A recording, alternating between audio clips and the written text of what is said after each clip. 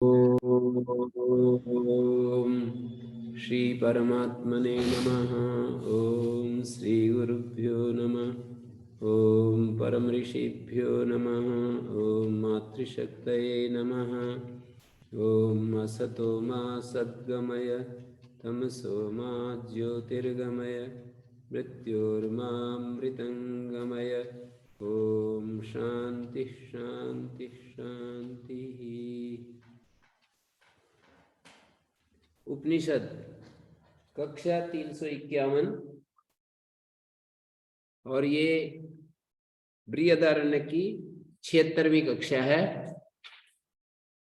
कल हमारा रविवार ये सत्संग है 3 से 4 बजे, और उसके बाद तो 8 तारीख तक हम, मतलब 8 तारीख को फिर 1 तारीख को और 8 तारीख को फिर मिलेंगे। 1 तारीख को रविवार का सत्संग है 3 से 4, फिर 8 तारीख को 3 से 4, बाकी समय हम अवकाश रखना चाह रहे हैं। तो सबके लिए ये सूचना मैंने, तो इसमें अब ये चौथे अध्याय के दूसरे ब्राह्मण की बात कल हमने चालू की थी। जन को है वैदेहा कूर्चात उपाव सर्पनुवाच। वैदेह जनक उच्च आसन से उपाव सर्पन, कूर्च कहते हैं एक विशेष प्रकार का आसन से, उससे उठकर याज्वल के समीप आकर बोले उपाव सर्पन उवाच नमस्ते अस्तु याज्वल अनुमासाधि। आपको नमस्कार है, मुझे उपदेश दीजिए। अनुमासाधि स होवाच यथा वही सम्राट महांतम अध्वानम एष्यन रथम व नावम व समादधीत। याज्वल ने कहा जिस तरह से कोई दूर लंबे रास्ता तय करना होता है तो रथ या नौका का वो आश्रय लेता है, किसी अच्छे ठीक ठाक रथ या नौका का। एवं इसी प्रकार एता भी उपनिषद भी समाहित आत्मा। इन उपनिषद, कौन से उपनिषद? उपनिषद मानी उपासनाओं से युक्त, जो प्राणादि ब्रह्मों की उपासना करके समाहित चित्त हो गया है। पीछे वाले प्रकरण में जो बताया ना, ब्रह्माणी एताभिर उपनिषद भी, इन उपनिषद उपासनाओं से, उपनिषद मानी उपासनाएं। उपनिषद का अर्थ ज्ञान भी होता है, उपनिषद का उपासना भी अर्थ होता है, पर उपनिषद का अर्थ कर्म नहीं होता है। कर्म नहीं होता है, ये बोल रहा हूं। हाँ, कर्म, गीता में जो कर्म की बात कही है वो तो ज्ञान का साधक भूत जो कर्म है वो तो कर्म ले लेंगे, पर कर्म का सकाम कर्म अर्थ नहीं होता है उपनिषद शब्द का। उपनिषद शब्द का निष्काम कर्म अर्थ होता है, उपनिषद शब्द का उपासना अर्थ होता है, उपनिषद शब्द का ज्ञान अर्थ होता है, लेकिन सकाम कर्म अर्थ नहीं होता। कि जैसे कोई कामना को लेकर के हम अलग अलग प्रकार के कर्म करते हैं, वो उपनिषद से नहीं कहा जाता है।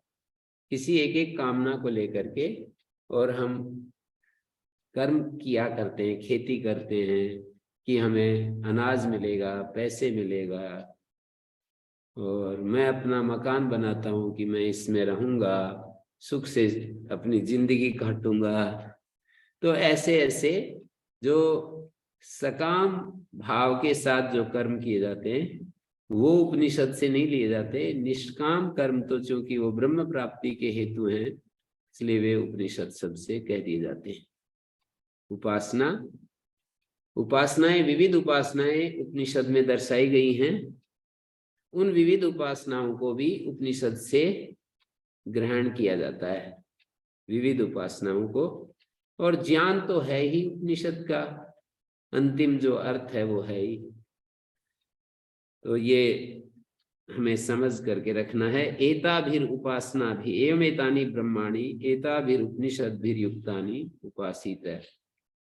इन उपासनाओं से, इन उपनिषदों से मानी उपासनाओं से युक्त इन ब्रह्म आदि ब्रह्मों की उपासना करके समाहित चित्त जो हो गया है, ब्रह्माणी एताभिरुपनिषद्भिर युक्तानि, ये जो ब्रह्म है, पीछे जो बहुत सारे ब्रह्म बताए ना, एताभिरुपनिषद भी युक्तानि उपासीना, उपासना करता हुआ समाहित आत्मा हो गया है। ब्रह्म शब्द वहां पर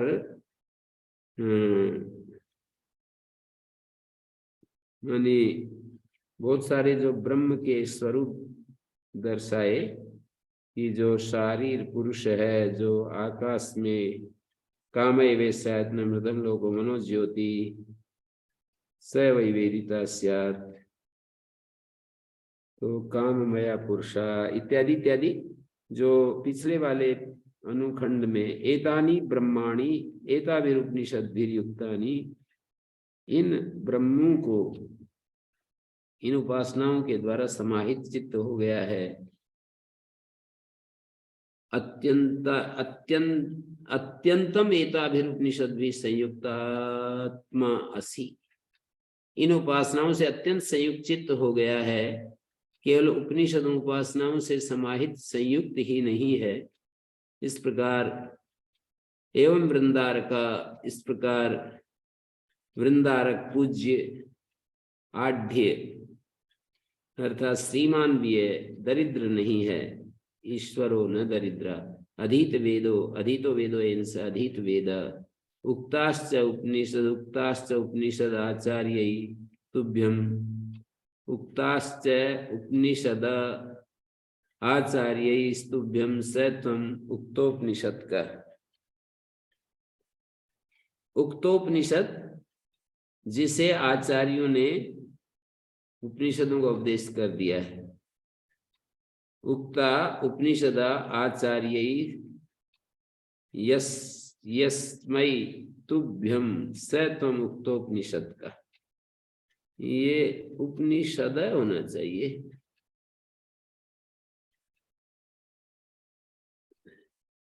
दूसरी पुस्तक में देखा जा सकता है, यहाँ पर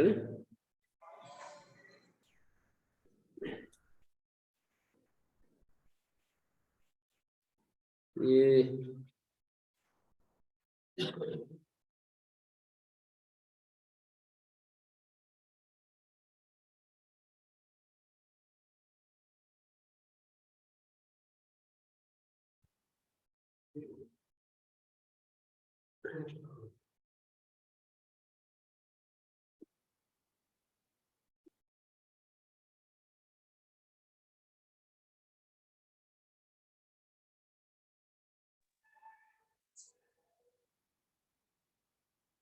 तो यहाँ पर ये पाठ भेद में देख रहा हूं कि ये गड़बड़ है या ठीक ठाक है। उक्तोपनिषद का उक्ता उपनिषद आचार्य स्तुभ्यम से तुम उक्तोपनिषद का एवं सर्वभूति संपन्नो भी, यहाँ पर ना दय हलंत आपकी पुस्तक में छपा हुआ है, दय हलंत नहीं होना चाहिए, पूरा आकार होना चाहिए। एवं सर्वभूति संपन्नों की सन भव मध्यस्थ एवं परमात्म ज्ञाने बिना अकृतार्थ है। भय मध्यस्थ, भय से मुक्त नहीं हो सकता कोई व्यक्ति आत्मज्ञान के बिना, क्योंकि आत्मज्ञान के बिना इच्छाएं पूरी नहीं होंगी, सुख की लालसा खत्म नहीं होगी, बाह्य सुखों की लालसा खत्म नहीं होगी, सुख की इच्छा खत्म नहीं होगी। और जब तक सुख की इच्छा और कामनाएं, अपेक्षाएं ये सब हैं, तब तक भय मुक्त नहीं हो सकता व्यक्ति।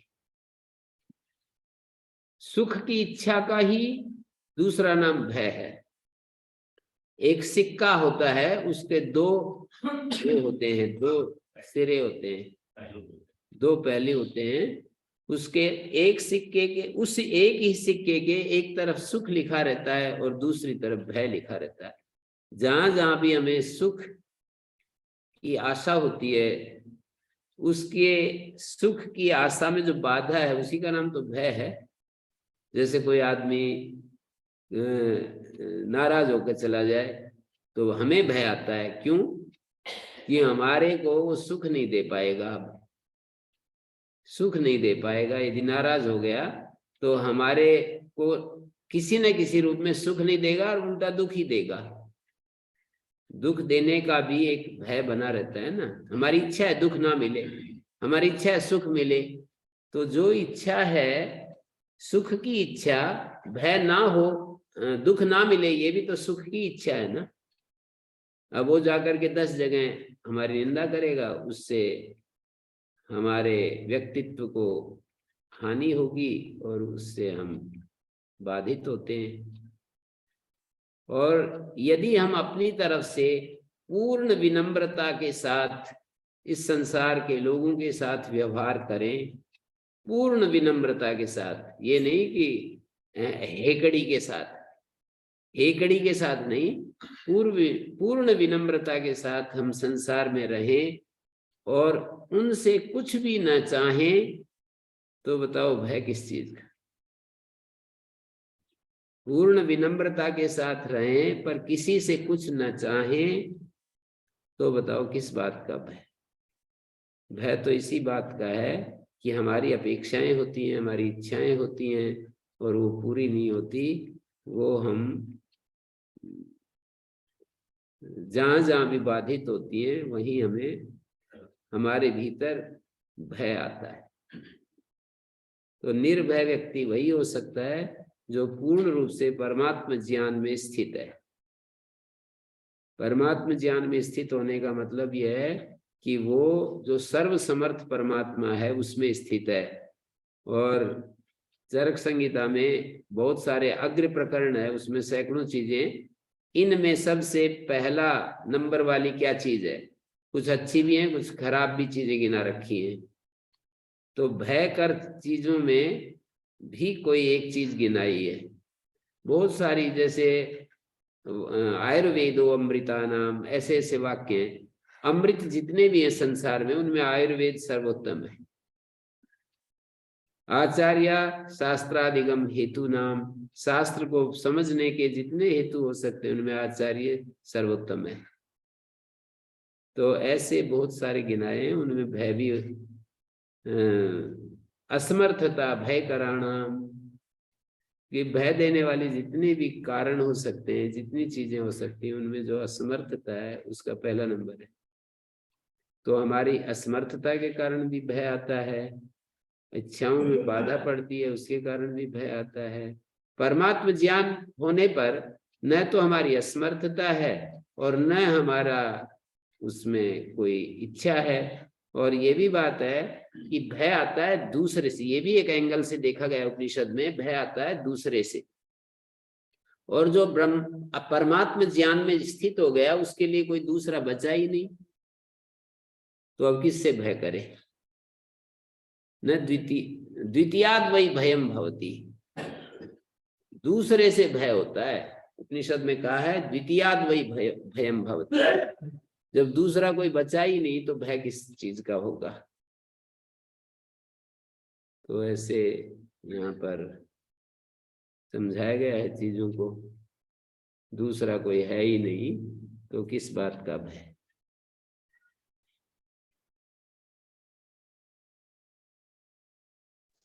गुरुदेव, हाँ जी। जैसे हम किसी का फोन आया या बात करें किसी से, तो हम अब यूं सोचें कि कोई किसी की चुगली नहीं करनी है, ऐसे कोई समय नष्ट नहीं करना है। और जो अध्यात्म जो चिंतन मिला है कि उस भाव में रहने का, तो उस भाव में रहने के लिए तो गुरुदेव मौन की स्थिति ज्यादा ऐसी लगती है कि उसमें रह पाते हैं। लेकिन व्यावहारिक उसमें जब ऐसे किसी का फोन आया, कुछ आया, और उसको तो पता नहीं है कि भाई तुम कैसे हो, क्या है, वो अपनी बातें करता जा रहा है, उसको कैसे, मतलब गुरुदेव उसको यूं कह दो कि भाई वो तो अपनी किसी उससे कर रहा है, क्या करे उस स्थिति में गुरुदेव? ऐसा तो फंसते हैं हम लोग भी फंसते हैं अच्छे से।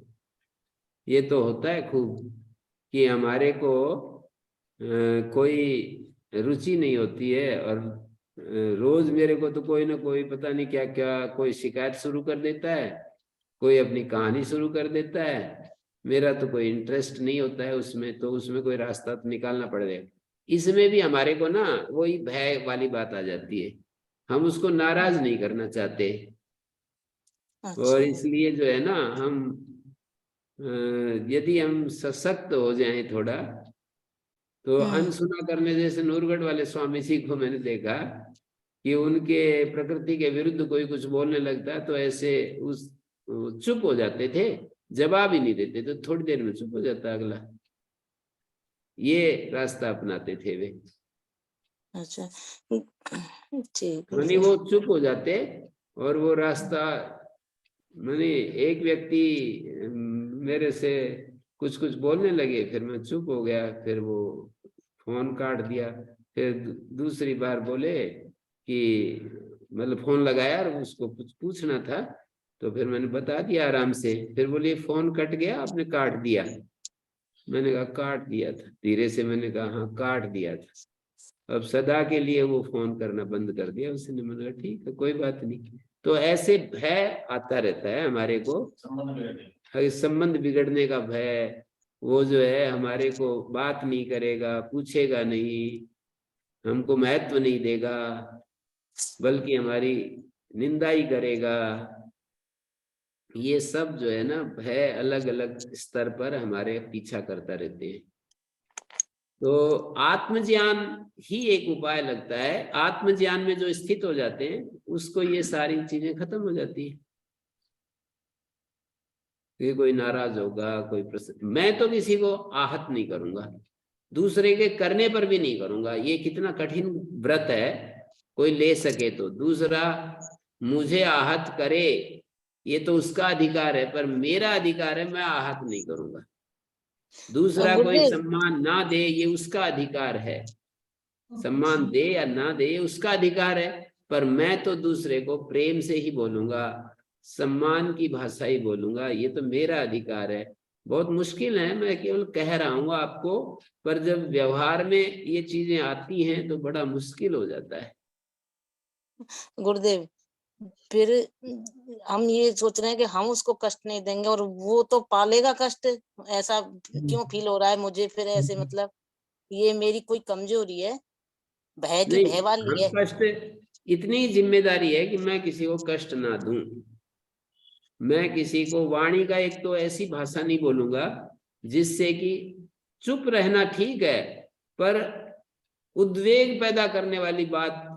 एक बहुत बड़े व्यक्ति ने ये बात कही कि जैसे हम 5 लोग बैठे हुए और कोई व्यक्ति सेवक पानी लाए और उसके हाथ में गिलास छूट गया, तो ऐसा लगता है मतलब प्रधानमंत्री लेवल की कोई मीटिंग हो रही हो।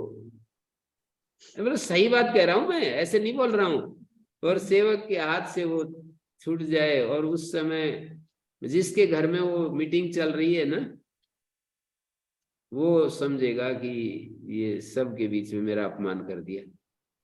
वो जो सेवक के हाथ से गिलास छूटा है ना, वो जिसके घर वो मीटिंग चल रही है वो ये मानेगा कि मेरा अपमान कर दिया। और फिर वो कुछ ऐसी भाषा बोलेगा कि बेवकूफ, तुझे इतनी भी अकल नहीं है। तो उन्होंने कहा कि वो बेशक वो व्यक्ति कुछ भी, अब वो नौकरी करनी है वो तो नहीं छोड़ सकता है ना, और कुछ कर सकता है, पर उसके हृदय में वो जो चुभन है वो सारी उम्र बनी रहेगी। तो ये तो सब होता ही है कि हम उद्वेग भरी वाणी, जिस दूसरे के अंदर उद्वेग पैदा करने वाली वाणी नहीं बोलनी चाहिए। सब ठीक रहते हुए संत लोग तो ऐसा ही करते हैं, और संतों के रास्ते पर चलते हैं वो भी ऐसा ही करने की कोशिश करते हैं। बाकी तो दुनिया टकरम टकराई है बस, और इसके सिवाय यहाँ दुनिया में मिलता ही क्या है। एक दूसरे को सिर फोड़ रहा है, दूसरा फिर उसके बदले में फोड़ देता है। इसके सिवाय और है क्या दुनिया में? झगड़े के सिवाय, संघर्ष के सिवाय इस दुनिया में क्या मिलेगा? तो जो एक की वाणी बोलने वाला स्वयं भी पीड़ित होता ही है, उसी पर बोल नहीं पाता। हाँ, स्वयं पीड़ित होता है तभी उसके दूसरे को बोलता है। पर ये मतलब दाव पेच जो है ना धरे रह जाते हैं सब, जब हम उसमें दंगल में निकलते हैं ना। ये तो एकांत में केवल सोचने की बात है, दंगल में जब निकलता है ना आदमी तो फिर सारे दाव पेच गायब हो जाते हैं। लेकिन मुझे एकांत में विचार करने वाले में और नहीं करने वाले में दंगल में अंतर तो रहता है। तो अंतर यदि है तो ठीक है, अच्छा है। आचार्य जी, शांत हाँ, रहने में भी अगला आने वाला उद्वेलित हो जाता है। वाणी तो नहीं बोली हमने और हम बिल्कुल शांत बने रहे, फिर अगला उद्वेलित हो जाता है कि यार मेरे से बातचीत ही नहीं की ऐसे, तो वहां क्या किया जाए? मैंने कहा विनम्रता पूर्वक उनको एक बार प्रणाम करो, और वो दूसरी बात यदि आपके लक्ष्य के विपरीत बात चलाए तो उस समय जो है शांत रहने की बात कही। नहीं तो यदि आपके लक्ष्य के अनुसार चर्चा करे तो कौन मना कर रहा है कि मत करो? ऐसे नहीं जी, वो हमारे लक्ष्य के अनुसार तो है नहीं, और वो करना चाहता है। हम ये चाहते हैं कि वो उद्वेलित भी न हो, परंतु चुप रहते ही वो उद्वेलित हो जाएगा और वो पता नहीं कहाँ तक चला जाएगा, कहाँ तक। हाँ, वो तो ये होता सभी के तो साथ है, होता है ऐसा। होता तो है। पर आपकी जिम्मेदारी तो पूरी आपने ठीक से निभाई है कि आपने कोई उसको कष्ट भरी वाणी नहीं बोली। और यदि आप नम्रता से ये कह सके तो ये भी अच्छा है। ये भी मुश्किल तो होता है क्योंकि जी हमारा तो ये सब्जेक्ट नहीं, क्या बताएं अब आपको। एक वाणी ये भी नम्रता पूर्वक बोल सकते हैं, जी ये सब इंटरेस्ट नहीं है, और क्या बताएं इसमें। एक दो वाक्य सुन लो फिर उसके बाद चल पड़ो। पतंजलि योगपीठ में आज आचार्य जी को मैंने देखा कि कई बार देखा है, जो नहीं बात करनी है तुरंत कनेक्शन कट कर देते हैं, कोई और बात चला देते हैं, या ठीक है ऐसे करके, हाँ ठीक है ऐसे करके दूसरी बात चला देंगे और वो पहली वाली बात को गायब कर देते हैं। मतलब जिसमें उनको करना है, जिसमें उनको इंटरेस्ट है वो तो करते ही, पर उनको भी झेलना पड़ेगा। जैसे बहुत बड़ा मान लो प्रधानमंत्री के साथ ही मीटिंग हो रही हो और प्रधानमंत्री जो है यदि, तो वहां तो नहीं कह सकते। पर जहां अपने अधिकार क्षेत्र में है ना, हमारा व्यक्तित्व जिससे बात करते हैं उसके ऊपर है, तो हम कह सकते हैं कि हाँ ठीक है ऐसे एक दो बार बोलकर और हम आगे बढ़ सकते हैं ना। वैसे आचार्य जी को बहुत ज्यादा मैंने देखा ये बात कि वो उनके विपरीत, लक्ष्य के विपरीत कोई चर्चा करे ना इधर उधर की, तो एकदम से कहते हैं हाँ ठीक है ऐसे करके और प्रसंग बदल देते हैं। आचार्य जी, कई बार ऐसा भी होता है, अगला अत्यंत दुखित होकर के मान लो आपसे संपर्क साधना चाहता है कि मेरे को वहां पर सुख मिलेगा, और आप बिजी हो, व्यस्त हो, तो ऐसे समय में हमारे दोनों कर्तव्य बन जाते हैं कि उधर तो आपका लक्ष्य है और उधर उस व्यक्ति को भी आपने गले से लगाना है।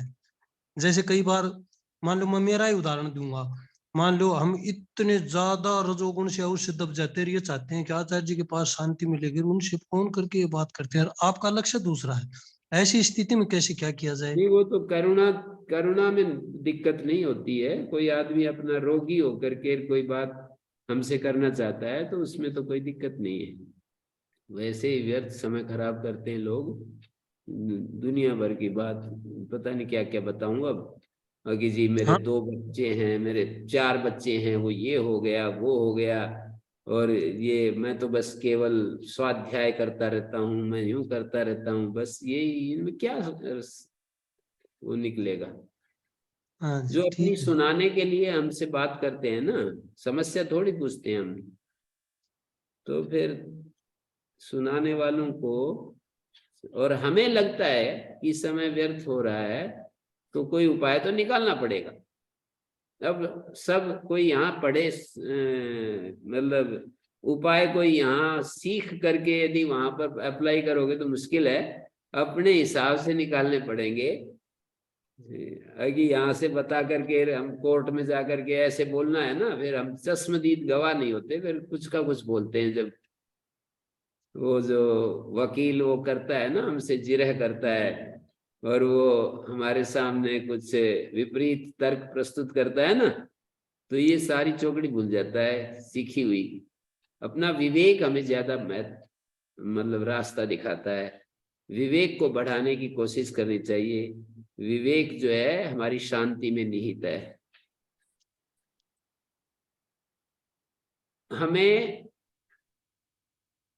calmly एक्टिव, अंग्रेजी में एक शब्द होता है calmly एक्टिव और एक्टिवली काम। काम शब्द अंग्रेजी में एक होता है CALM। तो कामली एक्टिव, हमें शांतिपूर्वक सक्रिय रहना है और एक्टिवली काम। हाँ, कामली एक्टिव, एक्टिवली काम।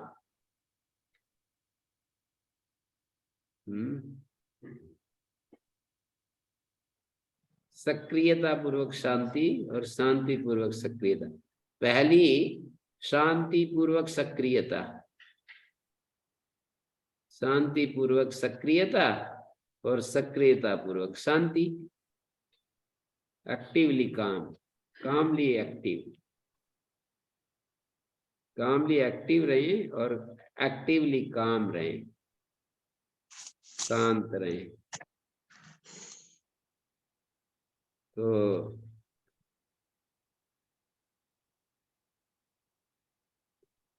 यहाँ पर मैं आपको बोल रहा था कि एवं वृंदारक समाहितात्मा असि, एवं वृंदारक आढ्य सन अधीत वेदा उक्तोपनिषद का इतो विमुच्यमाना क्व गमिष्यसि नाहं तद भगवन् वेद यत्र गमिष्यामि अथवै तेहं तद वक्ष्यामि यत्र गमिष्यसि। अब वो याज्वल कहता है मैं तुम्हें वो बताऊं कि जहां जाओगे तुम। तो बोले इससे अच्छी और क्या बात, नेकी और पूछ पूछ करके। कोई कहे मैं आपको बताऊं कि तुम कहाँ जाओगे, बोले जरूर बताओ ना। पर इसको भी सब नहीं झेल सकते ना, इसकी तो इनकी तो रुचि है, इसलिए कह दिया मैं तुमको बताऊं। किसी को आप जा करके आप बात करने लगो कि हम आपको लोग ब्रह्म विद्या सुनाते हैं,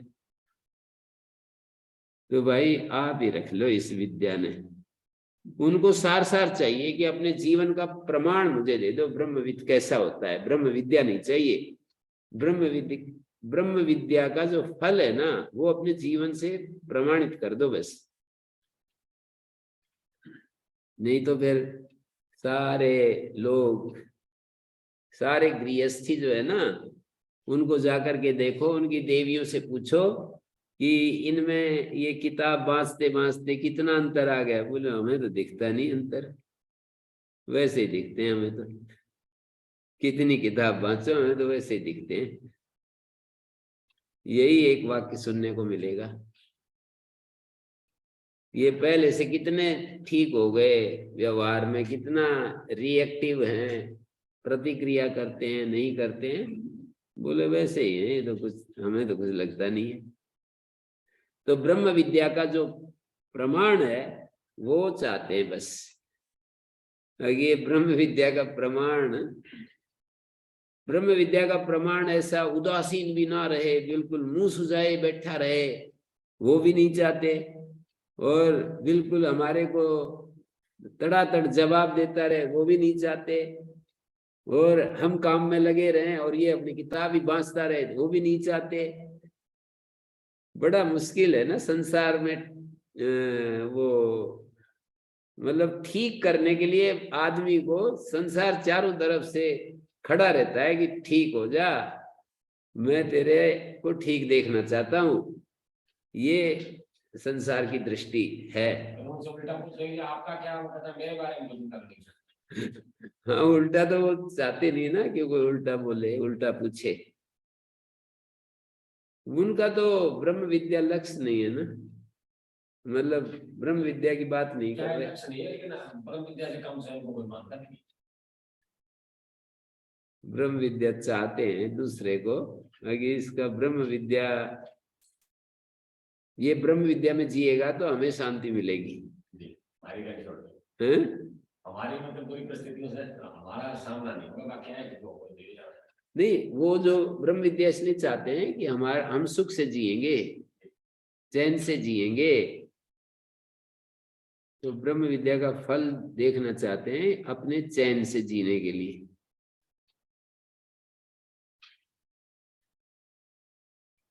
ब्रह्म विद्या का फल चाहते हैं वो भी ठीक है, लेकिन साथ साथ वो ये भी चाहते हैं हमारे वाले काम तो भी करता ही रहे, जो ब्रह्म विद्या से उनका लेना देना होती नहीं है। हाँ, वो तो हर व्यक्ति जो है ना अपनी जमात को बढ़ाने में तो कोशिश कर ही रहा है। हर व्यक्ति, ज्ञानी अपने ज्ञानियों को बढ़ाते हैं, अज्ञानी अज्ञानियों को बढ़ाते हैं, अहंकारी अहंकार को बढ़ाता है, तो उसका दूसरी भी जमात भी बढ़ती है। ब्रह्मविद जो ब्रह्मवेत्ताओं को बढ़ाना चाहता है, संसारी आदमी संसारी व्यवहार को बढ़ाना चाहता है। एक साथी से मैंने एक बार कह दिया गुरु जी कि आप सारे इधर क्या करो, कहाँ जाओ, मैंने उससे कहते गुरुकुल चलते हैं, गुरुकुल में चले जाए, क्या करो वहां जाओ। एक तरफ तो कह रहा है मेरे पास कोई काम नहीं, क्या करूं, और दूसरी तरफ कह रहा है कि इस काम नहीं, वो तो ऐसा ही है।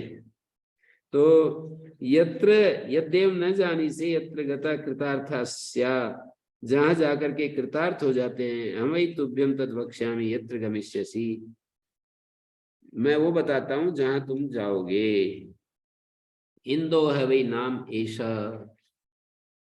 ये इंदो है ही नाम, इंद ऐसा नाम वाला है। योयम दक्षिणे अक्षन पुरुष, इसकी चर्चा खूब आती है उपनिषदों में। दक्षिणाख में जो पुरुष है, ये सोपाधिक पुरुष का वर्णन है। सोपाधिक निरुपाधिक ये चीज समझ में आ गई तो ये तो शंकर वेदांत आ ही गया, फिर तो बस कुछ बचा नहीं इसमें। हाँ, सोपाधिक निरुपाधिक कोई बस इसमें समझना है, और वो अलग नहीं होते, ये एक सबसे बड़ी समस्या है। वही सोपाधिक है, वही निरुपाधिक, वही सोपाधिक है, वही निरुपाधिक है। जो सोपाधिक है वही निरुपाधिक है। निरुपाधि तक, निर्विकल्प समाधि तक पहुंचना है। निरुपाधि तक पहुंचने से सोपाधिक की व्यवस्था ठीक हो जाती है। जो निरुपाधिक तक नहीं पहुंचे, वो सोपाधिक ब्रह्म का कोई सही उपयोग नहीं ले सकते। जैसे कोई निरोध समाधि, योग दर्शन की भाषा में कहें, निरोध समाधि तक नहीं पहुंचा तो एकाग्रता नहीं सिद्ध होगी उसको व्यवहार में। समाधि में तो हो जाएगी लेकिन व्यवहार में नहीं, व्यवहार में नहीं होगी। जो एकाग्रता तक ही पहुंचा है तो समाधि काल में एकाग्रता बनेगी और व्यवहार काल में विक्षिप्त दशा रहेगी, मतलब भूमि विक्षिप्त रहेगी। ये बड़ी, एक योगी ने ये बात हमें बताई कि अगली भूमि में जाने के बाद, नहीं, अगली स्थिति प्राप्त करने के बाद योग की जो भूमि है वो पहले वाली हमारे को हस्तगत होती है। जैसे कोई एकाग्र अवस्था में पहुंच गया ना, समाधि अवस्था में ध्यान करता है तो एकाग्र अवस्था प्राप्त हो गई, तो व्यवहार काल उसका विक्षिप्त रहेगा, माने डिस्ट्रैक्टेड रहेगा। प्रलोभनों में वो डिस्ट्रैक्शन, ये डिस्ट्रैक्शन क्या है, मतलब विक्षिप्त क्या है। जैसे लक्ष्य था हमें वहां जाना, नारनौल जाना, और जल्दी पहुंचना था, पर वो बीच में ही कोई 50 फीट ऊंचे तार बांध करके, 2 पोल बांध करके, वहां एक तार 50 फीट ऊंचे, जानबूझ के ऊंचाई बता रहा हूं, 50 फीट ऊंचे पोल बांध करके, और कोई छोटी बच्ची उसके ऊपर चल रही थी, और हमें गाड़ी पकड़नी थी, और 1 मिनट देर कर दी। मतलब वो इतना आश्चर्यजनक कार्य हो रहा था, वहां अपने चलते चलते देखने लग गए। 1 मिनट की देर हो गई, गाड़ी छूट गई। मतलब सही पहुंच जाता है, यदि वो बीच में डिस्ट्रक्शन नहीं होता ना तो पहुंच जाता। पर वो 1 मिनट लगा दिया कि भाई कितना आश्चर्यजनक काम हो रहा है, हैं? तो ऐसे हमारा जीवन आत्मा की तरफ जाता है। लक्ष्य तो आत्मा है, पर डिस्ट्रैक्शंस, मेरा इसने अपमान कर दिया, मेरे को ऐसे बोल दिया, मेरे को ऐसे कह दिया, मेरी वस्तु इसने उठा ली बिना पूछे ही, यही सारा जीवन हमारा, कितना कितना सारा हमारा सारी ऊर्जा समय जो है ना इसी में चला जाता है। तो अब ये सोपाधिक निरुपाधिक की बात आ गई, तो इसको समझ लो अच्छे से। इंदो है वही नाम, ऐशा, ये इंद नाम है।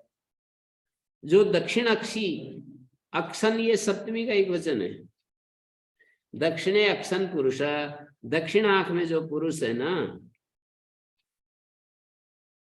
इंदैतेवम नामा यत् चक्षुर वही ब्रह्म इति पुरा उक्ता। जो पहले ये कहा था ना चक्षु ब्रह्म है, ऐसे कहा था ना, श्रोत्रम ब्रह्म है, चक्षु ब्रह्म है, मनो ब्रह्म है, प्राण ब्रह्म है, और शुरू वाले ब्राह्मण में कह दिया था ना, कितने ब्रह्म बताए थे? 6 ब्रह्म बताए थे, 6 ब्रह्म। उन ब्रह्मों की उपासना ही तो यहाँ पर भाष्यकार ने कहा था ना कि ये जो द्वितीय ब्राह्मण की व्याख्या में लिखा है ना कि एवं एतानि ब्रह्माणि एताभिरुपनिषद्भिर्युक्तानि उपासीना, इन ब्रह्मों का इन उपनिषदों के द्वारा उपासना करता हुआ समाहित आत्मा तुम हो गए हो।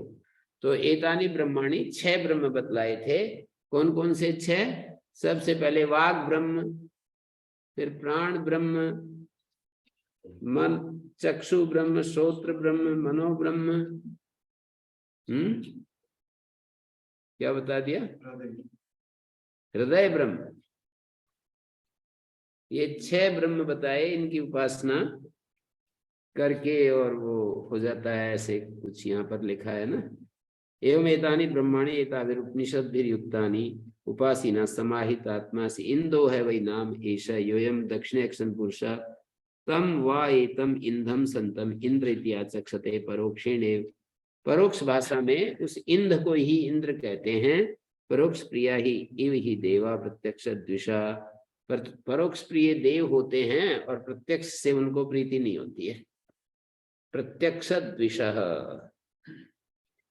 प्रत्यक्ष जो है परोक्ष प्रिया इव ही देवा प्रत्यक्ष द्विषा, प्रत्यक्ष नाम ग्रहणम द्विषन्ति। एष त्वं वैश्वानरम आत्मानं संपन्नोसि।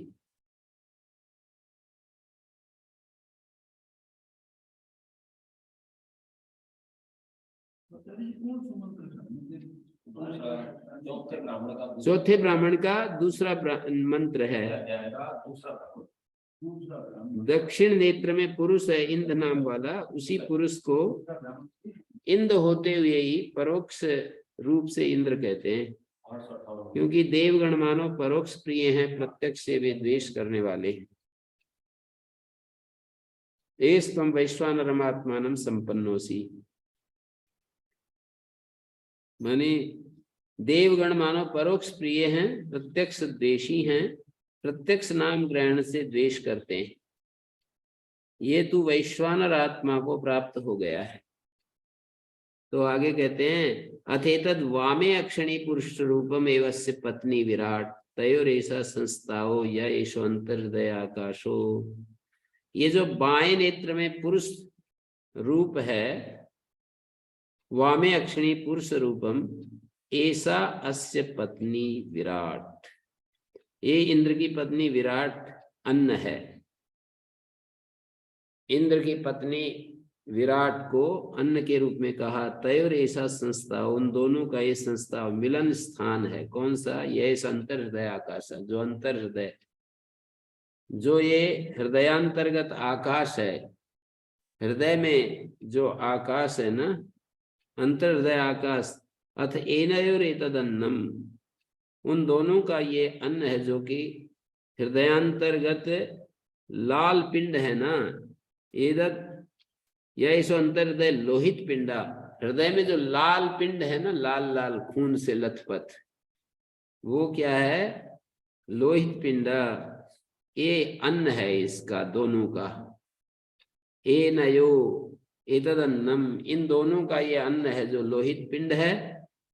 अथ एतयोर एतत् प्रावरणम यदि अंतर हृदय जालकमेव, और इन दोनों का माने इंद्र और इंद्र पत्नी जो बताया, दक्षिण आंख में जो पुरुष है वो इंद्र है, वाम आंख में जो है वो इंद्र पत्नी है। उन दोनों का ये संस्ताव है, मिलन स्थान है। यह ईशो अंतर हृदय आकाश है, जो अंतर हृदय आकाश है, हृदयांतर्गत आकाश है, उन दोनों का ये अन्न है, जो कि हृदयांतर्गत लाल पिंड है। एतदन्नम यशो अंतर हृदय लोहित पिंडो अथेनयो एतयोर एतत् प्रावरणम, इन दोनों का ये प्रावरण है, आच्छादन करने का जो वस्त्र है उसको प्रावरण कहते हैं, जो कि हृदयांतर्गत जाल सा बिछा हुआ है ना, नस नाड़ियों का जाल। यदि अंतर हृदय जालकम अथ एनयोर ऐसा स्मृति संचरणी, और इन दोनों की ये स्मृति मार्ग है, संचरणी है।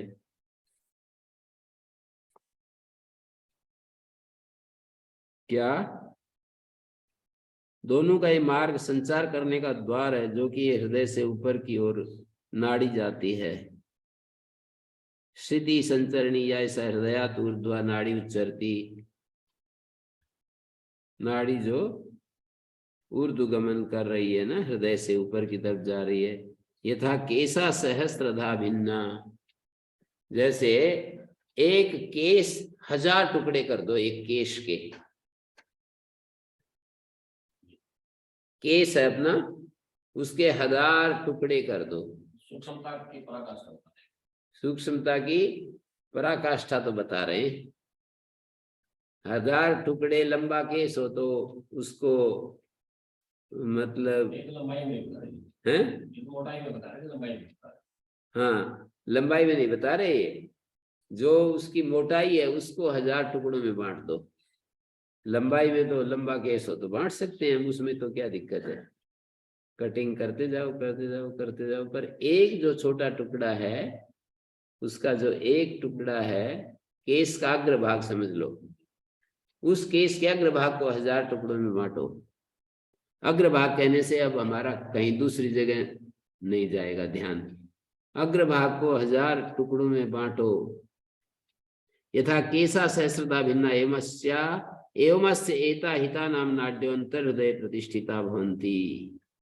सहस्त्र भावों में व्यक्त केश होता है ना, वैसा ही हिता नाम की नाड़ियां होती हैं, जो हृदय के भीतर स्थित हैं।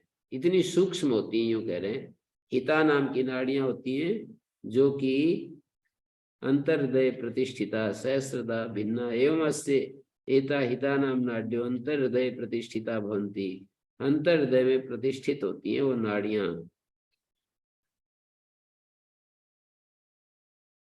जिस प्रकार सहस्त्र भागों में विभक्त हुआ केश होता है, वैसा ये हित नाम की नाड़ियां हृदय के भीतर स्थित हैं।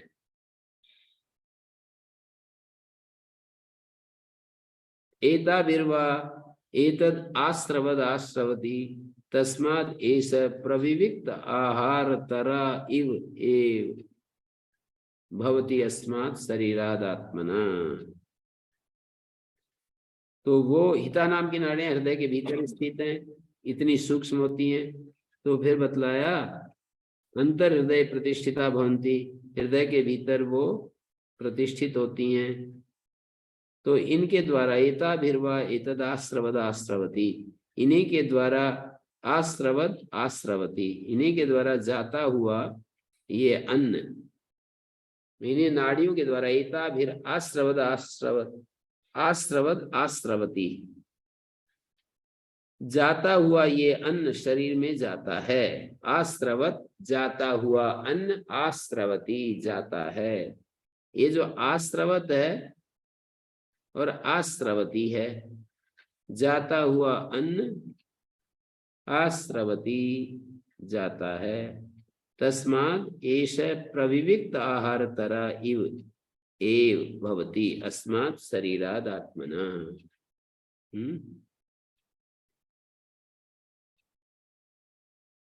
इसी से स्थूल शरीराभिमानी वैश्वानर से ये सूक्ष्म देहाभिमानी तेजस, जो सूक्ष्म देहाभिमानी तेजस है, सूक्ष्मतर आहार ग्रहण करने वाला ही होता है। प्रविविक्त आहार तरा एव भवति अस्मात् शरीराद आत्मना। अस्मात् शरीराद आत्मना, सूक्ष्म देहाभिमानी जो तेजस है, वो तेजस सूक्ष्मतर आहार ग्रहण करने वाला होता है। तो यहाँ पर आश्रवद आश्रवती, ये जो शब्द आया आश्रवद आश्रवती,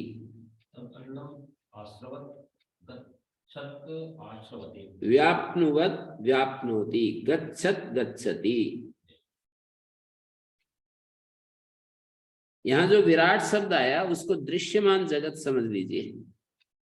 अथेतद वामे अक्षिणी पुरुषम, पुरुष रूपम ऐसा से पत्नी, वाम आंख में जो पुरुष रूप है, ऐसा अस्य पत्नी, ये इसकी पत्नी है। भाष्यकार कह रहे हैं यम तुम वैश्वानरम आत्मानम संपन्नोसी, जिस तुम वैश्वानर आत्मा को प्राप्त हुए हो, तस्य अस्य इंद्रस्य भोक्तु, उस इंद्र भोक्ता की भोग्या ऐसा पत्नी विराट अन्नम। विराट मानी दृश्यमान जगत, जो अन्न है, भोग्यत्वात् तदितन अन्नम, भोग्य होने से उसको अन्न कहते हैं। और अत्ता, वो अत्ता जो है दक्षिण आंख में पुरुष इंद्र रूप में, एकम मिथुनम स्वप्ने, इन दोनों का स्वप्न में एक मिथुन हो जाता है। तैर ऐसा इंद्राण्या इंद्र से ऐसा संस्ताव, इंद्राणी का इंद्र के साथ संभूयत्र संस्तवम संगतिम कुर्वाते, मिलकर के जहाँ संगति करते हैं, अन्योन्यम सैव संस्ताव, कोसो यैसो अंतर्हृदय आकाशो। अंतर्हृदय आकाश, यहाँ आकाश का मतलब अवकाश। अंतर्हृदय, हृदय से मांसपिंड से मध्य, अथ एतद वक्ष्यमाणम अन्नम भोज्यम स्थिति हेतु। अथ एतयो, इन दोनों का, एतद वक्ष्यमाणम अन्नम भोज्यम स्थिति हेतु, वक्ष्यमाण जो अन्न है वो भोज्य स्थिति हेतु है। अथेनयोर एतद वक्ष्यमाणम अन्नम भोज्यम स्थिति हेतु किं तत् यश अंतर्हृदय लोहित पिंडो लोहिता एव पिंडाकारापन्नो लोहित पिंड। अंतर्हृदय लोहित पिंडो लोहित एव पिंडाकारापन्नो लोहित पिंड। अन्नम जगधम द्वेधा परिणमते, जो खाया हुआ अन्न है दो रूपों में बदल जाता है। स्थूलम तद अधो गच्छति, स्थूल है वो नीचे चला जाता है, मल के रूप में बाहर निकल जाता है। यद अन्यत तत् पुनरग्निना पच्यमानम द्वेधा परिणमते, वो जो बच गया रस के रूप में, वो अग्नि से परिपाक को प्राप्त होता है, दो भागों में बढ़ जाता है। यो मध्यमो रसास लोहितादि क्रमेण पांच भौतिकम पिंडम शरीरों चुनौती, जो मध्यम रस है वो तो मतलब स्थूल तो चला ही गया, जो रस है उसके दो भाग बट गए। जो मध्यम रस है वो लोहित आदि के क्रम में पांच भौतिक पिंडम शरीरम उपचिनोती, यो अनिष्ठो रस है। और जो सूक्ष्मतम रस है सहसा लोहित पिंड, वो लोहित पिंड इंद्र से लिंगात्म हृदय मिथुनीभूत, लिंग शरीराभिमानी इंद्र से लिंगात्मनो लिंग शरीराभिमानी हृदय मिथुनीभूत यम तेजसम आचक्षते, जिसको तेजस कहते हैं। स अनिष्ठो रसा तैर इंद्र इंद्राण्यो हृदय मिथुनीभूतयोस्, वो इंद्र इंद्राणी का हृदय में मिथुनीभूतयो सूक्ष्मासु नाड़ीसु अनुप्रविष्टा स्थिति हेतुर्भवति, नाड़ियों में अनुप्रविष्ट स्थिति हेतु होता है। तदेतद उच्यते अथ एनयोरेतदन्नम इत्यादि। किंच अन्यत् अथ एनयोरेतत् प्रावरणम, इन दोनों का भुक्तवतो स्वपतोश्च प्रावरणम भवति। खाए हुए का भी और सोते हुए का भी वो प्रावरण होता है। लोक में ऐसा देखते हैं। तत् सामान्यम ही कल्पयति श्रुति। किम तदि प्रावरणम यदेतद अंतर्हृदय जालकमेव एक नाड़ी छिद्र बहुलत्वात् जालकमेव। तो ये सब दिखा दिया इसमें। और प्रविविक्त आहार तराइव, अंत में जो कहा ना, एताभिर्वाय तदास्त्रवदास्त्रवती, व्याप्नुवत् व्याप्नोति, गच्छत् गच्छति। स्थूल शरीराभिमानी वैश्वानर से ये स्थूल सूक्ष्म देहाभिमानी जो तेजस है, सूक्ष्म तरह आहार ग्रहण करने वाला है। तो ये लास्ट में अथेन रेशा स्थिति मार्ग संचरतो अनया इति संचरणी स्वप्ना जागरित देश गमन मार्ग, स्वप्न से जागृत देश गमन मार्ग का शास्त्री या ऐसा हृदयात हृदय देशात ऊर्ध्वाभिमुखी सती उच्चरती नाड़ी तस्या परिमाणम इदमुच्यते यथा लोके केशा सहस्रदा भिन्ना अत्यंत सूक्ष्म भवते सूक्ष्मस्य देहस्य संबंधिनो हिता नाम हिता इत्येवं ख्याता नाड्या। हिता नाम की नाड़ियां अत्यंत सूक्ष्म है, 1000वें हिस्से बराबर। कौन? जो ये होता है ना केश का 1000वां हिस्सा। ताश्च अंतर हृदय मांस पिंडे, और वे अंतर हृदय मांस पिंड में प्रतिष्ठित होती हैं। और हृदयात विप्ररूढ़ा, कदम्ब पुष्प की केसर के समान हृदय से सब ओर फैली हुई है। कदम्ब केसरवत, कदम्ब पुष्प का जैसे केसर होता है भीतर सूक्ष्म, सब ओर फैली हुई होती है। हृदयात विप्ररूढ़ा, फैली हुई। ता सर्वत्र कदम केसरवत एताभिर्नाड़िभिर अत्यंत सूक्ष्माभिरदन्नम आश्रवत गच्छद आश्रवती गच्छति। नाड़ियों से जाता हुआ ये अन्न शरीर में सर्वत्र जाता है। ये जो 1000 नाड़ियां यहाँ से बता रहे हैं सूक्ष्म से 1000 नाड़ी कहाँ बताइए? बाल का जो एक 1000 भाग है। बाल का 1000वें भाग बराबर सूक्ष्म नाड़ियां कितनी है ये तो नहीं बताया, बहुत सारी है। कहीं ऐसा बताया था किसी ने कि एक बैठ ये मतलब एक ये नहीं, फिर वो प्रश्नोपनिषद में अलग प्रसंग में। यहाँ तो बस इतना ही कहा है कि बाल के समान सूक्ष्म 1000वें हिस्से बराबर हिता नाम की नाड़ियां फैली हुई हैं। वो संख्या उसमें बताइए प्रश्नोपनिषद में। ये 1000 नाड़ियां हैं तो उनमें से एक में से 72 हजार निकलती है। तो इस तरह ये 72 करोड़ 72 लाख 10,000 वो संख्या वहां पर देखनी पड़ेगी, आप थोड़ा सा चूक रहे हो बताने में। 1000 नाड़ियां नहीं बताई, 100 नाड़ियां, फिर उनके शाखाएं हो गई, फिर उनकी शाखाएं, ऐसे ऐसे कुछ। तदेत देवता शरीरम अनेन अन्येन ताम भूतेन उच्चीयमानं तिष्ठति। देवता शरीर से रज्जुभूत अन्न से बढ़ता हुआ पुष्टि पाता रहता है। तस्माद यस्माद स्थूलेन अन्नेन उपचिता पिंडा, स्थूल अन्न से जो अन्न ये उपचित है पिंड। इदम तो देवता शरीरम लिंगम सूक्ष्मेण अन्नेन उपचितम तिष्ठति। ये तो देवता शरीर जो लिंग है सूक्ष्मेण अन्नेन उपचितम तिष्ठति। देवता शरीर रूप लिंग देह सूक्ष्म अन्न से वृद्धि को प्राप्त होता हुआ स्थित रहता है। विराट शरीर है वो तो स्थूल अन्न से उपचित हो रहा है, और जो सूक्ष्म देह है वो सूक्ष्म अन्न से सूक्ष्मेण अन्नेन उपचितम तिष्ठति। पिंडापचय कर्म अपि अन्नम प्रविविक्तमेव। पिंड का उपचय करने वाला जो अन्न है ना वो भी प्रविविक्तमेव। मलमूत्र आदि स्थूल भाग की अपेक्षा जो पिंड की वृद्धि करने वाला अन्न भी सूक्ष्म ही है। मूत्र पुरीश आदि स्थूलम अपेक्ष लिंग स्थिति करम तु अन्नम ततोपि सूक्ष्मतरम। पिंडोपचय कर्म अपि अन्नम प्रविविक्तमेव। प्रविविक्त का मतलब सूक्ष्म, प्रविविक्त भूख, सूक्ष्म भूख।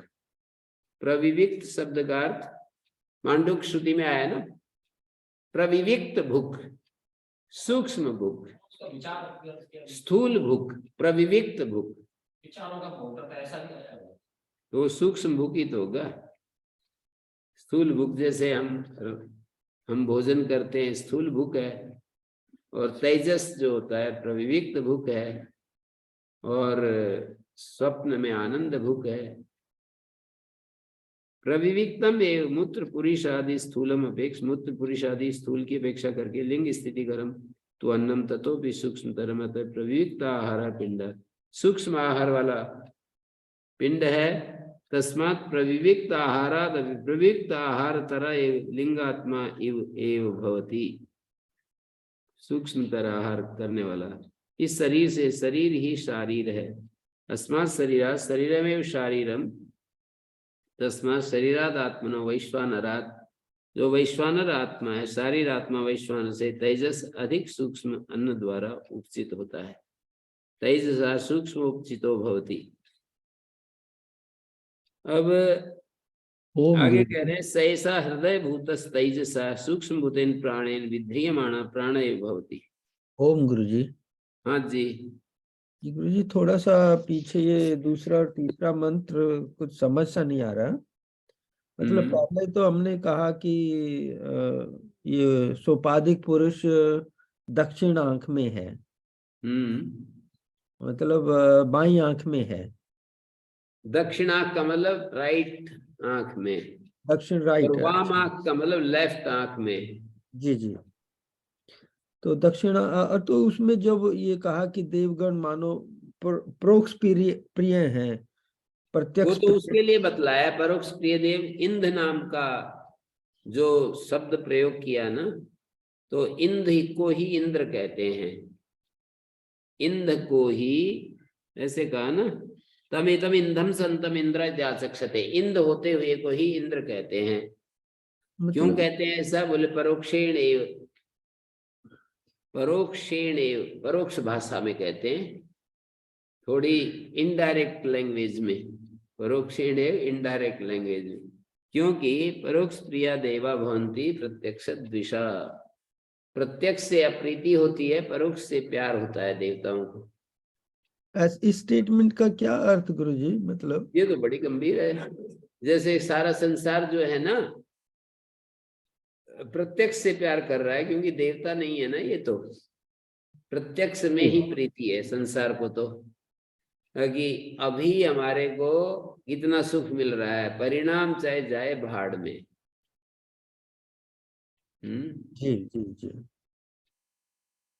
प्रत्यक्ष से प्रीति होती है संसार की, और परोक्ष में अप्रीति होती है। पर देवताओं की परोक्ष में प्रीति होती है, प्रत्यक्ष से अप्रीति होती है। प्रत्यक्ष में उनको कोई इंटरेस्ट नहीं है कि इतना सुख मिलेगा हमारी इंद्रियों से, ये सब नहीं देखते हैं। मानी हम अपनी इंद्रियों को संयत करेंगे तो उसका परिणाम कितना अनंत सुख वाला होगा। जी। संयम नहीं करेंगे, वो कहते हैं ना कि विद्यार्थी अध्ययन समय में परिश्रम कर लो या बाद में परिश्रम कर लो, एक ही बात है। अध्ययन करते समय परिश्रम कर लेंगे तो सारी उम्र आराम से भोजन मिलेगा। अध्ययन में परिश्रम नहीं करेंगे तो सारी उम्र परिश्रम करते रहना पड़ेगा। तो यही है यहाँ पर परोक्ष जो होता है ना, देवताओं को परोक्ष प्रिय होता है। आत्मा परोक्ष है, शरीर प्रत्यक्ष है। तो शरीर प्रत्यक्ष से प्यार नहीं होता देवताओं को, आत्मा परोक्ष है, उससे प्यार होता है। और जो हमारी इंद्रिय शक्तियां हैं वो भी परोक्ष हैं, देवताओं को उन्हीं में प्यार है। ये स्थूल इंद्रिय शक्तियों से प्यार नहीं है, ऐसा कहना चाह रहे हैं। जी जी। फिर गुरुजी उसमें अगले मंत्र में मतलब उसको जो बाएं नेत्र में पुरुष है वो उसकी पत्नी, इंद्र की पत्नी। हाँ, ये तो एक केवल एक वो है, वो एक इसको क्या कहना चाहिए, एक कथा है ये तो एक। जी जी। इसको लिटरली नहीं लेना है। ना वो तो ठीक है गुरुजी, मतलब मैं यही समझने की प्रयास कर रहा हूँ कि ये जब आगे उसने बाएं आंख में इंद्र की पत्नी है, और फिर ये हृदय से जो नाड़ियों का जाल। सारा ही भेद दिखा दिया ना। उन दोनों का मिलन हृदय में है, अर्थात दक्षिण आंख में पुरुष या वाम आंख में पत्नी, वे दोनों पति पत्नी के रूप में उनका मिलन स्थल है हृदय।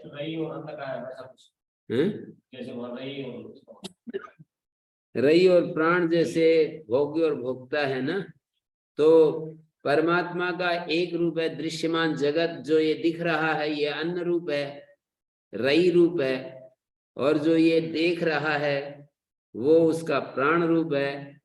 तो पत्नी और इंद्र को पति बता दिया और इसको पत्नी बता दिया दृश्यमान जगत को। प्राण रई का भोक्ता होता है। प्राण रई का भोक्ता होता है। तो इंद्र इंद्राणी का भोक्ता है। इंद्राणी मानिए दृश्यमान जगत। सीधा सा इसको आप ऐसे समझ लीजिए कि ये जो आंख में, दाहिनी आंख में पुरुष है वो तो भोक्ता के रूप में, ज्ञाता के रूप में बैठा है। बाईं आंख में ये दृश्य जगत के रूप में है, अर्थात जो ये संसार है ना जो दिख रहा है, ये बाईं आंख में लेफ्ट आई में ये दृश्य जगत बैठा हुआ है। एक अन्न है, एक अन्नाद है। हाँ, एक अन्न एक अन्नाद है। जी। उस अन्न अहम अन्नम अहम अन्नम अहम अन्नम अहम अन्नादो अहम अन्नादो अहम अन्नाद है। मैं ही अन्न हूँ, मैं ही अन्नाद हूँ। तो अन्न तो भोग्य रूप होता है और अन्नाद भोक्ता रूप होता है। जी, और फिर इसको तो वो तो फिर दिखा दिया उसका, इन दोनों का अन्न क्या है, ये लोहित पिंड है, हमारा जो फिजिकल पार्ट है ना हार्ट का। जी जी। और इनका प्रावरण क्या है, बोले जाल नाड़ियों का जो जाल है ना, ये इसका प्रावरण है। एनयोर एषा स्त्रीति संचरणी एषा हृदयादूर्ध्वा नाड़ी उच्चरति यथा केशा। और आगे एनयोर एषा पर्यावरण से क्या मतलब गुरुजी? पर्यावरण मतलब प्रावरण माने चद्दर, ढकने का साधन। प्रावरण, जी जी, चद्दर, जी जी। अंतर हृदय जाल का मीव, अंतर हृदय में जो जाल फैला हुआ है ना नाड़ियों का, ये प्रावरण है। अथेनोर ऐसा स्थिति संचरणी, ये जो मार्ग है ना, इन दोनों का जो मार्ग है वो क्या है, बहुत सूक्ष्म नाड़ी उच्चरती हृदयादूर्ध्वा नाड़ी उच्चरती यथा केशा सहस्रदा भिन्न एवमेव एता हिता नाम नाड्यो अंतर्हृदये प्रतिष्ठिता भवन्ति एताभिर्वा एतद् आश्रवति तस्मात् प्रविविक्त आहार तरा एव। प्रविविक्त आहार तर है ये सूक्ष्म, जो हमारा जो लिंग शरीराभिमानी है वो सूक्ष्म आहार लेने वाला है, स्थूल शरीराभिमानी जो वैश्वानर है वो स्थूल आहार लेने वाला है। यहाँ परमात्मा जो है वो किस प्रकार से उपाधि ग्रहण करके कहीं प्राण का रूप ले रहा है, कहीं रई का। हाँ, परमात्मा इन अलग अलग उपाधियों में, कहीं प्राण के रूप में, वही परमात्मा, वही परमात्मा अन्न के रूप में भोग्य बना हुआ है, वही इंद्र के रूप में, वही इंद्राणी के रूप में। कैसे हमारे स्थूल शरीर का सूक्ष्म शरीर का पोषण हो रहा है। और उधर दूसरे पहले गुरुजी दक्षिण नेत्र में जो पुरुष, उसको वैश्वानर हमने कहा। हाँ, वो तो व्याख्या में आया है वैश्वानर। त्वम वैश्वानर आत्मान संपन्नोसी, ये तो वैश्वानर आत्मा को प्राप्त हो गया है।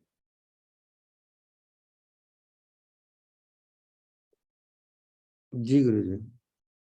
तो ये 3 मंत्र हो गए हैं, बाकी हम 9 तारीख को मिलते हैं।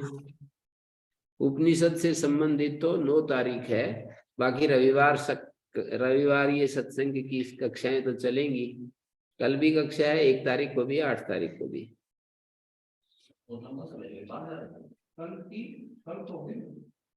कल तो है ही, फिर 1 तारीख को है, फिर 8 तारीख को है, बीच में छुट्टी है, यूं कह रहा हूँ। 9 तारीख को बोले उपनिषद पढ़ेंगे। ठीक है। जय गुरु जी। ओम शांति शांति शांति।